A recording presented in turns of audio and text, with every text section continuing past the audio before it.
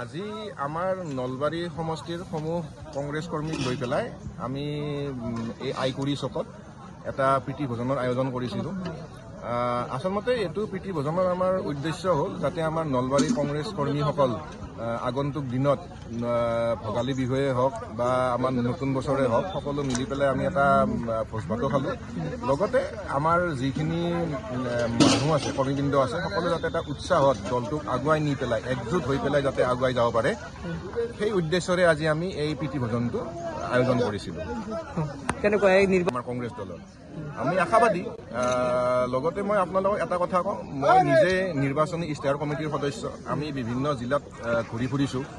ৰাইজৰ যিবিলাক সঁহাৰি স্বতঃস্ফূৰ্ত সঁহাৰি কংগ্ৰেছ দলক লৈ পেলাই আৰু সকলোতকৈ আমাৰ এটা বেছি ভাল লাগিছে যে কংগ্ৰেছ দলক লৈ পেলাই তেওঁলোকৰ যিটো পুৰণা বিশ্বাস আস্থা সেইটো আজিও বৰ্তমান অটুট হৈ আছে আৰু যাৰ ফলত আমি আশাবাদী যে কংগ্ৰেছ দল আগন্তুক দিনত বৃহৎ জয়লাভত আগবাঢ়ি যাব পাৰিব।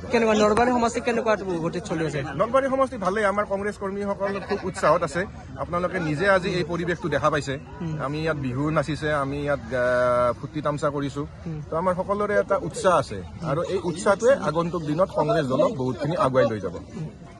আজি এই মণ্ডলত আহিব পাই আমি যথেষ্ট সুখী হৈছোঁ, কিয়নো আজি সত্যেন্দ্ৰৰ যিটো তেওঁ আজি প্ৰীতি ভোজৰ আয়োজন কৰিছে তেওঁক প্ৰথমতে মই মোৰ ফালৰ পৰা আন্তৰিক ধন্যবাদ জ্ঞাপন কৰিছোঁ। তেওঁ এনেকুৱা এটা জাগ্ৰতভাৱে ইয়াত এটা এনেকুৱা অনুষ্ঠান কৰিছে, অকল প্ৰীতি ভোজন বুলিয়ে নকওঁ, এইটো এটা আমাৰ হৈছে মনৰ মিলন। যিবিলাক মানুহ বাহিৰতো ওলাই গৈছিল তেওঁলোককো আজি আমি ইয়াত এই প্ৰীতি ভোজনৰ জৰিয়তে আমাৰ মাজত দেখিছোঁ। আমাৰ কাৰণে এটা বহুত সঠিক সিদ্ধান্ত বুলিয়ে ক'ব লাগিব যে ইয়াত এটা প্ৰীতি ভোজনৰ আয়োজন কৰা হৈছে। সকলোৱে চহৰগামী হয়, চহৰৰ ফালে প্ৰীতি ভোজন কৰে, কিন্তু আমি গাঁৱৰ মানুহৰ মাজত থাকি গাঁৱৰ সকলো ভাৱধাৰাৰ মাজত আজি আমি গোটেইকেইটাই আনন্দ কৰিব পাৰিছোঁ। এইটো আমাৰ কাৰণে এইটো অতি স্মৰণীয় দিন হিচাপে থাকিব। তাৰ লগতে যেতিয়া আমি আহি থাকোঁতে এইখিনি অঞ্চল পোৱাৰ আগতে কংগ্ৰেছৰ পতাকা এইখন ৰাস্তাৰ চাৰিওফালে দেখিছোঁ, তেতিয়া মনটো আমাৰ আৰু বেছি ভাল লাগিছে। তাৰপিছত আমাৰ নিজকে এনেকুৱা লাগিছে নতুন বছৰত আমি নতুন কিছুমান ভাল খবৰ পাম বুলি আমি নিজে আশাৰে ৰৈ আছোঁ। আৰু ইয়াৰ মাজেৰে আমি প্ৰত্যেকজন কৰ্মীকে ইয়াৰ পৰা নতুন বছৰৰ শুভেচ্ছা জ্ঞাপন কৰিছোঁ আৰু লগতে সাংবাদিকসকলকো মই মোৰ ফালৰ পৰা আন্তৰিক শুভেচ্ছা জ্ঞাপন কৰিছোঁ।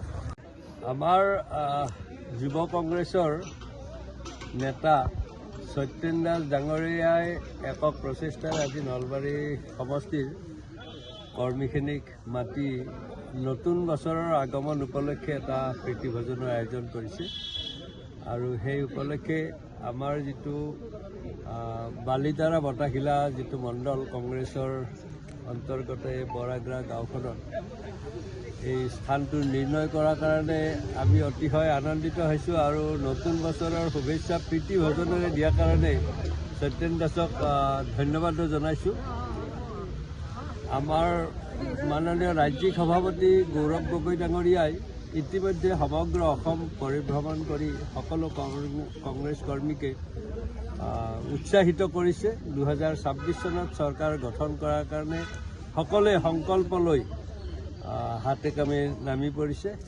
যোৱা 28 ডিচেম্বৰত আমাৰ 141তম যি প্ৰতিষ্ঠা দিৱস আছিল কংগ্ৰেছ দলৰ, আৰু এই কংগ্ৰেছ দলৰ প্ৰতিষ্ঠা দিৱসৰ দিনাখন আমাৰ প্ৰতিটো বুথত প্ৰতিগৰাকী বুথৰ সভাপতিৰ উপৰিও সেই বুথত থকা কাৰ্যকৰ্তাৰ ঘৰত দলীয় পতাকা উত্তোলনেৰে আমাৰ জয়যাত্ৰা আৰম্ভ কৰিছে আৰু এই প্ৰক্ৰিয়াটোত আজিৰ এই সংযোগে যথেষ্ট কৰ্মীখিনিৰ মাজত উৎসাহ আহিছে আৰু আমি প্ৰতি মুহূৰ্ততে 2026 চনত গৌৰৱ গগৈ ডাঙৰীয়াৰ নেতৃত্বত চৰকাৰ গঠন কৰাৰ কাৰণে কাম কৰি আছোঁ।